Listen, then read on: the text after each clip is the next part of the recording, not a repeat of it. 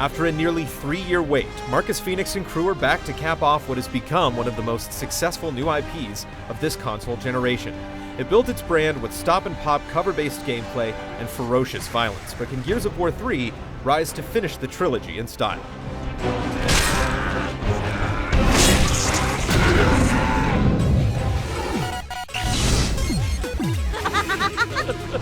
I'm not the conversational type, but when I get back, I want a nice, long chat. Set 2 years after Gears 2, the COG soldiers are surviving at sea, and Dom is growing veggies to match his manly beard.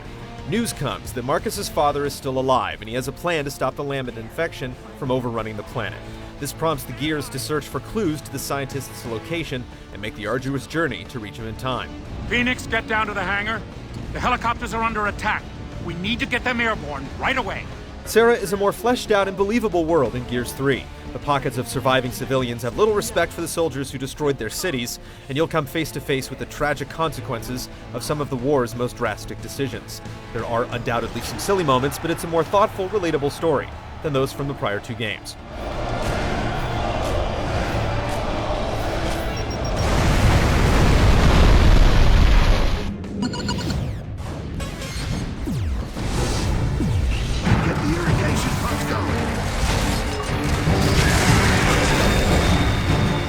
Gears of War 3 is simply a monster of a game. You'll race through a ship as it's ripped apart, fight scores of glowing Lambent enemies, use an armored suit to fight off a Leviathan, and reconnect with the Locust Horde.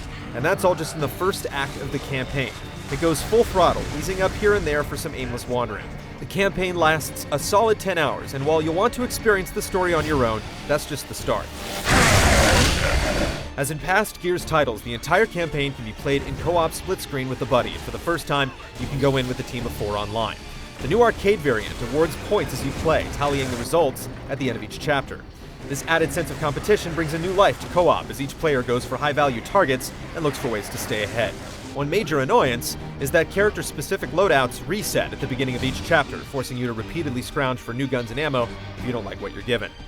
Competitive multiplayer sticks to groups of 8 to 10 across a diverse set of 10 maps, including a mine with sandstorms rolling in, a tropical beach, a grocery store, and the Thrashball Stadium. There's 6 modes in all, and whether you're playing a simple round of team deathmatch, sticking with a partner in Wingman, or taking another player hostage and capture the leader, Gears 3 rewards simple combat mastery and avoids things like kill streaks, perks, and custom loadouts. Instead, each player chooses from a limited set of starter guns, with more coveted weapons like Scorchers and Gorgon pistols placed around the maps. Of course, this design choice also facilitates foot races to the most powerful armaments on each map. Your mileage will vary depending on taste.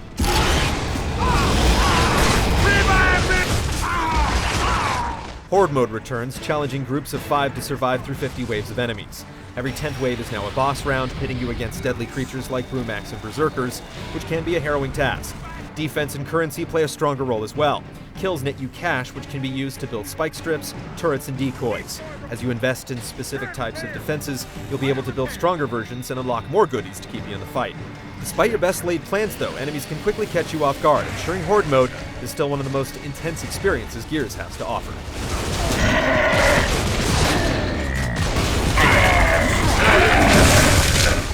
The newest part of the Gears package is Beast Mode. Essentially the inverse of Horde, players get to control a variety of Locust creatures, trying to break through human defenses and kill them all before time runs out. Tiers of new creatures unlock as you proceed, and it's important for teams to maintain a diverse group. Wild Tickers can tear down spike strips and fences without attracting much attention. Maulers and Boomers move slowly but dish out big damage, while Corpsers and Centipedes have strong defenses that allow them to get in close to inflict the pain. With only a dozen rounds, completing Beast Mode is less of a daunting task than Horde, but the appeal of mastering each creature's strengths will keep players coming back for more. In the midst of all this is a robust system tracking stats as players find collectibles, earn ribbons and medals, and level up, unlocking new characters, executions, and hard-to-earn mutators for things like big heads and a laugh track. There's no doubt that Gears of War 3 gives you plenty of ways to play, and plenty of reasons to keep playing.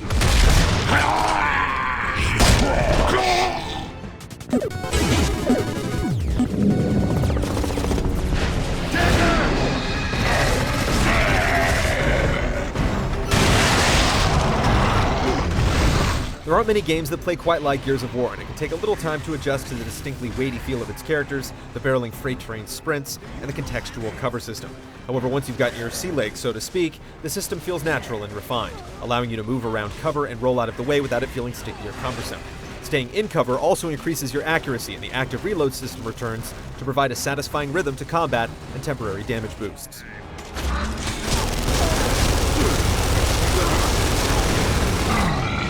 Gears of War 3 doesn't have the flashiest guns, but there are some great additions. The Retro Lancer is an effective primary weapon, but has a huge kickback, so you have to fire in short bursts. It's also tipped with the bayonet, allowing you to charge into enemies.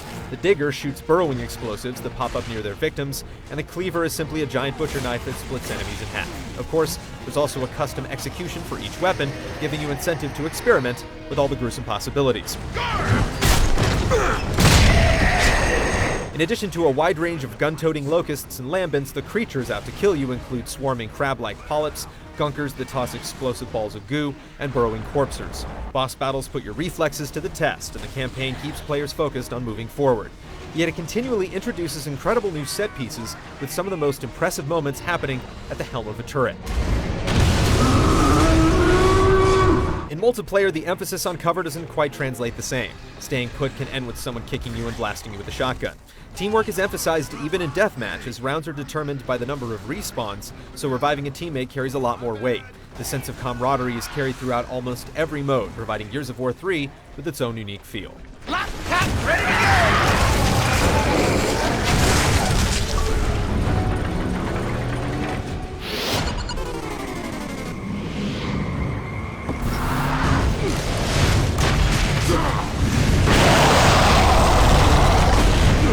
Gears of War has always been a feast for the eyes, and while this war-torn planet still has its share of browns and grays, there's a fair bit of greenery in the third installment, as well as a cool dip under the waves.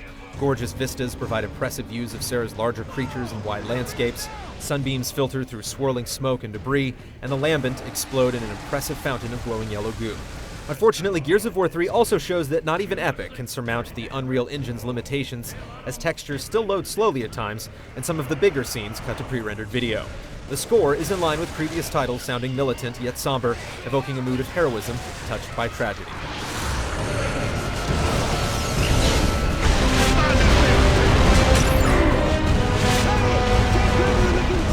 Gears of War 3 is a fantastic experience that's sure to make new fans with innovative new multiplayer options that give players plenty of room to experiment and find their niche. There are moments in every act of the campaign that would serve as grand finales in most other games, and it's done so well that it'll make you want to play through the whole series all over again.